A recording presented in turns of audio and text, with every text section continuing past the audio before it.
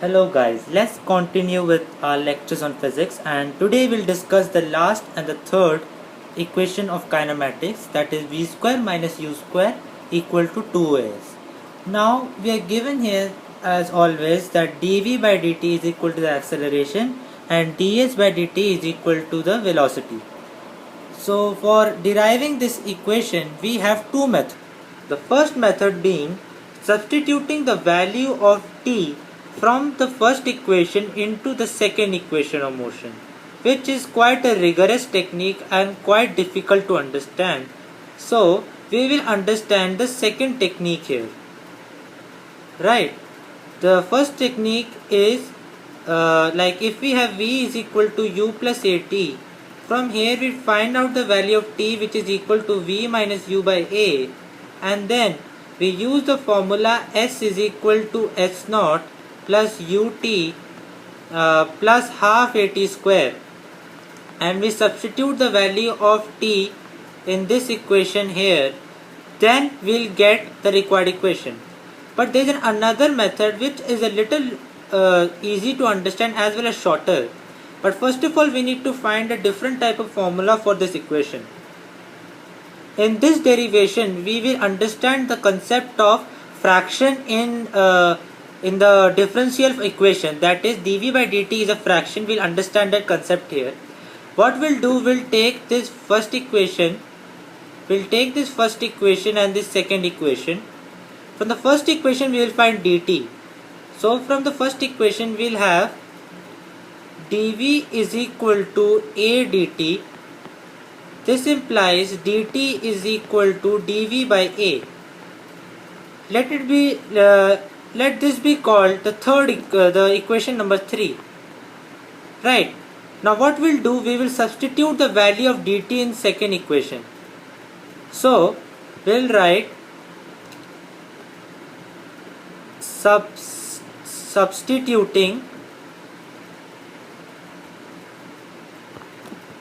the value of dt in 2. Right, so substituting the value of dt in 2, we'll get ds by dv, a will go above, is equal to v, and from here we will get again a differential equation, v dv by ds is equal to a, which is a very important equation. Therefore we can now express acceleration in terms of the velocity and distance. So you need to remember that the acceleration is equal to the velocity into the rate of change of velocity with respect to the distance, not with respect to the time. Right. Now how will you derive the third equation of motion using this?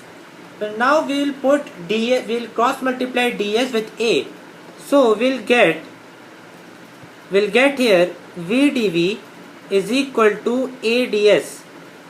Now what we do integrating both sides, integrating both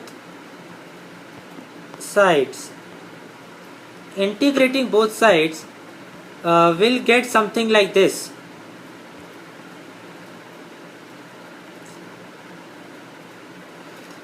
So it will be v square by 2 is equal to as plus a constant of integration. Now what we do, we now put the initial values.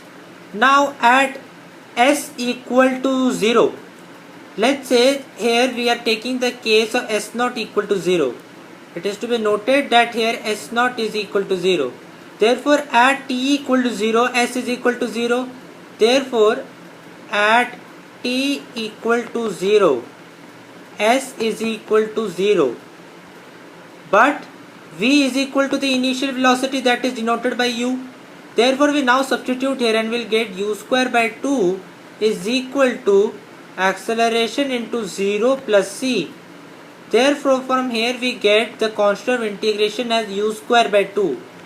Now substituting this value in this equation, substitute the value in this equation, we'll get v square by 2 is equal to as minus plus u square by 2.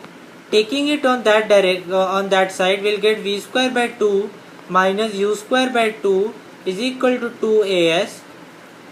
This therefore implies we get the equation that we needed, that is v square minus u square is equal to 2as.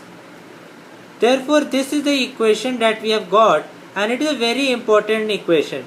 You must understand that the three equations that we have discussed so far is applied to various type of cases. For example, in the first case, when we need to find the velocity, we use the first case, and this is when we are given the initial velocity, the acceleration and the time. The second equation used when we need to find the distance covered, when we are given the acceleration, the time and the initial velocity. And the second equation is used to find the distance when the acceleration, the final velocity and the initial velocity are given but not the time. And also we can find the final velocity if the acceleration, the distance and the initial velocity are given.